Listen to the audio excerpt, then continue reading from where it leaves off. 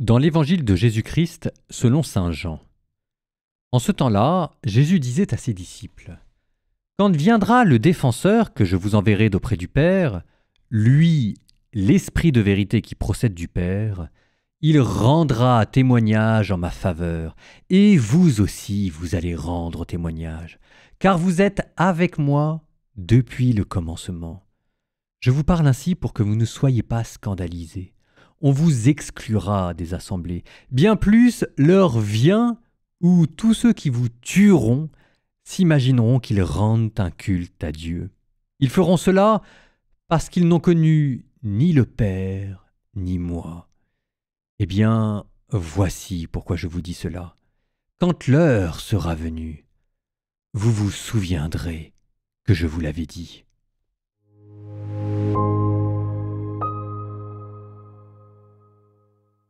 C'est certainement une des phrases les plus terribles de la Bible.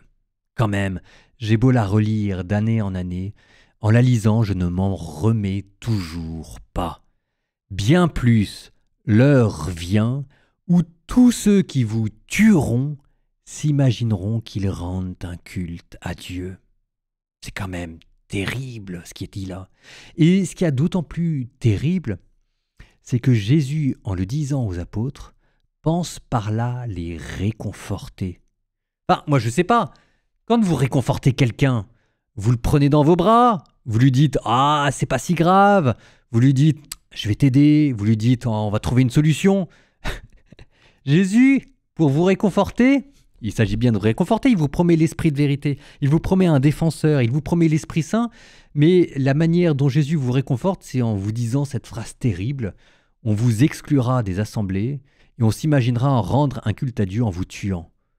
Ah bah dis donc. Et pourtant, quand il le dit, c'est bien pour réconforter. Je vous parle ainsi pour que vous ne soyez pas scandalisés quand cela viendra. Vous vous souviendrez alors que je vous l'avais dit. Ben ça vous rappelle, les enfants, que nous sommes en guerre.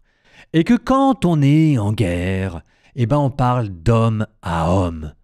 On dit les choses, on dit ce qui se passe, on ne promet pas l'impossible et ça continue pas de faire son travail. Et peut-être que la manière d'être réconforté après tout, la plus belle manière d'être consolé, c'est d'être pris pour un homme. Pour un homme qui monte au combat, qui pour l'instant est dans une tranchée tremblant de peur, ça c'est ce que sont les apôtres avant la Pentecôte, n'osant pas sortir de chez eux, sentant bien qu'il y a un assaut, mais ne sachant pas exactement quand est-ce qu'il va arriver. Et voilà qu'après la Pentecôte, on les verra partir à l'assaut. Alors, cette guerre, vous sentez bien que ce n'est pas une guerre physique, c'est la guerre du bien, c'est celle de la justice, c'est celle de la douceur, c'est celle de la charité, c'est celle de l'évangile. N'empêche que vous vivez quand même dans un monde qui est en guerre. La vraie guerre, la guerre physique, les brimades, les humiliations, d'une guerre plus sournoise, les tentations, le diable qui vous susurre la facilité, mais ne l'oubliez jamais.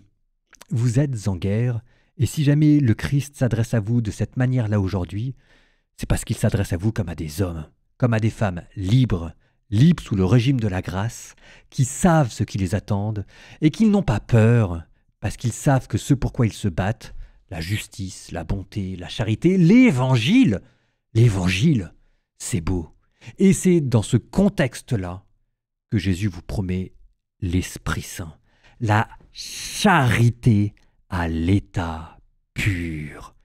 Aimez-vous les uns les autres comme je vous ai aimé.